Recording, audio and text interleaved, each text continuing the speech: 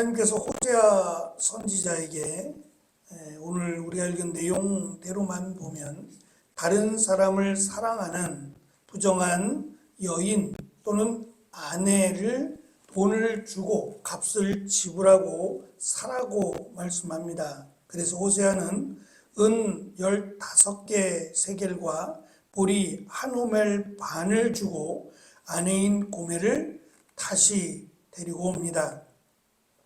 출애굽기 21장에는 여자 노예의 몸값이 은 30세겔이라고 가르쳐 주고, 신명기 22장은 아내를 얻기 위하여 처가에 치르는 몸값을 은 50세겔이라고 가르쳐 줍니다.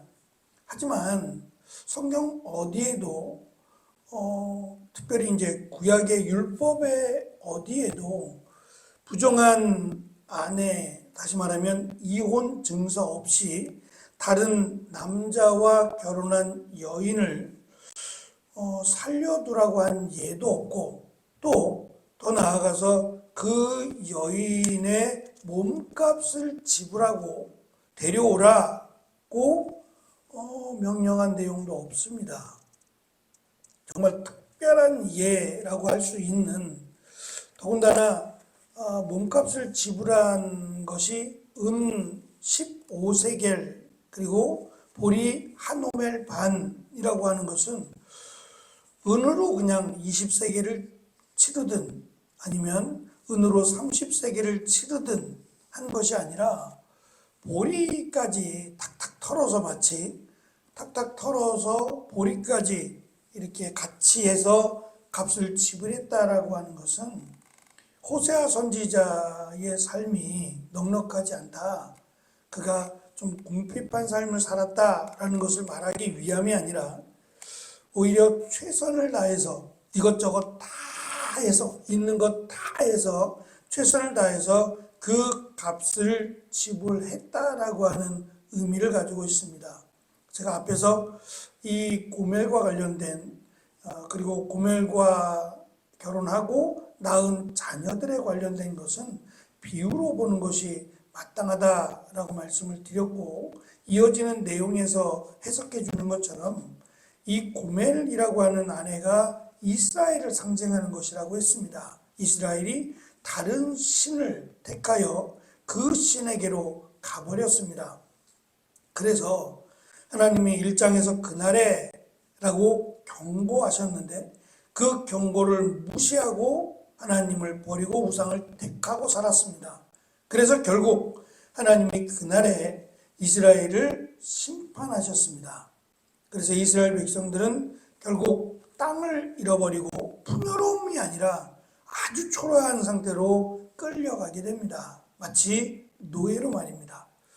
그 노예로 끌려간 이스라엘을 하나님은 기뻐하시는 게 아니라 오히려 안타까워하시며 그 값을 치르고 다시 데려오라고 지금 호세아를 통해서 예언의 말씀을 하시는 겁니다. 문제는 제가 한번 말씀을 드린 것처럼 마치 누가복음 15장에서 아버지를 버리고 유산을 택한 거죠. 아버지가 죽을 때 나누어주는 유산을 살아계심에도 불구하고 미리 달라, 그러니까 아버지가 죽고 사는 건 관심이 없고 내가 받아야 할 몫이 나에게는 필요하다라고 아버지에게 요청합니다. 사실 이것도 비유지만 아버지가 살아계신데 유산을 달라 하는 것은 아버지 이제 그만 돌아가세요라고 하는 말과 똑같다고 했습니다. 그래서 아버지에게 유산을 요청한 아들은 원래는 배은망덕한, 그리고 정말 부모에게 불효한 자식으로 여겨져서 많은 사람들, 동네 사람들이 보는 데서 돌을 던져 죽여야 됩니다. 근데 그렇게 하지 않고 아버지는 아버지에게 재산을 달라 한 아들에게, 둘째 아들에게 주었다라고 성경은 말씀하죠. 그리고 재산을 챙겨서 아버지를 떠나고 맙니다. 그리고 흥청망청 자기가 원하는 대로의 삶을 살다가 망하고 돼지와 함께 쥐염 열매를 먹는 비참한 삶이 되죠. 그리고 나서 깨닫는 것이 내가 아버지에게로 가야겠다. 내가 아버지의 품꾼의 하나로 써달라고 해야겠다. 이렇게 살다 죽는 것보다는 아버지의 집에 가서, 그 집이 넉넉하니 아버지의 집에 가서 종이 되겠다라고 결심을 하고 아버지에게로 옵니다. 오늘 말씀에도 호세아에게 아내를 데려오라, 값을 치르고 아내를 데리고 오라고 한 뒤에 이미 남편을 버리고 떠났고 노예가 되어버린 상태입니다. 다른 사람을 사랑하게 됐고, 이것이 처음 있는 일이 아닌 것처럼 보여지는 것은 3절에 보면 우리 성경은 여러 날 동안 나를 기다리라고 말합니다. 다시 말하면 떠나지 말라는 거죠. 떠나지 말고 나와 함께 있자는 얘기입니다. 이 말은 한 번, 두 번이 아니라 여러 번에 걸쳐서 이 사람을 택해서 떠나고 이 사람을 택했다가 떠나고 하는 일들이 반복되었을 가능성이 높다라는 것을 가르쳐 줍니다.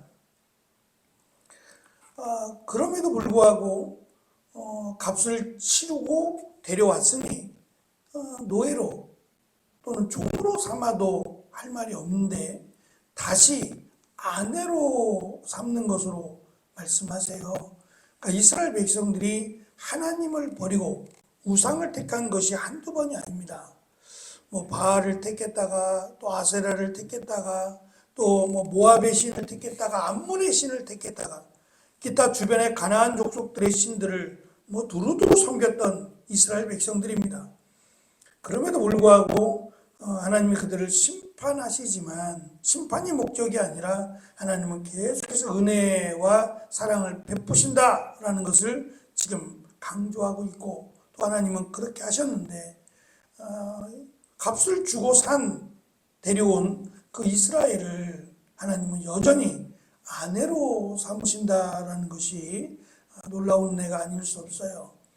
말씀드린 누가복음 15장에서 둘 다 집을 나갔던 아버지를 버리고 물질을 택하여 나갔던 둘째 아들도 내가 아버지의 종이 되겠다라고 하며 돌아왔지만 아버지는 그를 종으로 삼는 것이 아니라 여전히 아들로 삼아 주시는 것을 우리는 볼 수 있지요. 이것이 진정한 하나님의 은혜와 사랑이다라고 하는 것을 성경은 우리에게 가르쳐 줍니다. 이 말씀을 우리에게 연결해 살펴본다면 이스라엘 백성들이 하나님을 버린 횟수를 만약에 세어본다면 얼마나 많을까요? 그럼에도 불구하고 하나님이 그들을 회개하라고 말씀하시고 돌아오라고 말씀하세요. 그것이 호세아서의 마지막인데 돌아오라고 말씀하심에도 돌아오지 않는다면 결국 그들은 멸망의 길을 걸어가는 겁니다. 그러나 하나님으로부터 심판을 받고 절망에 빠진 상태에라도 하나님께로 돌아오면 하나님은 그를 또 긍휼히 여기시고 하나님의 백성으로 하나님의 아내로 삼아 주신다는 것을 우리에게 강조하죠. 우리도 살아가면서 과연 내가 얼마나 많이 하나님을 실망시키고 또 얼마나 많이 하나님보다 세상을 택하고 세상의 즐거움을 누리며 살았는가를 생각해 보면 참 하나님 앞에 너무 송구하고 죄송하죠. 그럼에도 하나님은 우리를 버리지 아니하시고 성경에 보면 대가를 지불하고 하나님은 우리를 다시 사셔서 하나님의 자녀로 삼아 주신다라는 것을 성경은 우리에게 강조하고 있습니다. 하나님의 그 크신 은혜, 내가 원하는 것을 들어주심에 대한 은혜가 아니라 나를 하나님의 자녀 삼아 주시고 우리를 버리지 아니하시고 하나님 우리를 긍휼히 여겨주시는 그 은혜와 사랑을 우리가 잊지 않고 늘 하나님께로 가기 위해서 힘쓰는 또 오늘 하루의 삶이 되어지시기를 축원합니다. 기도하겠습니다.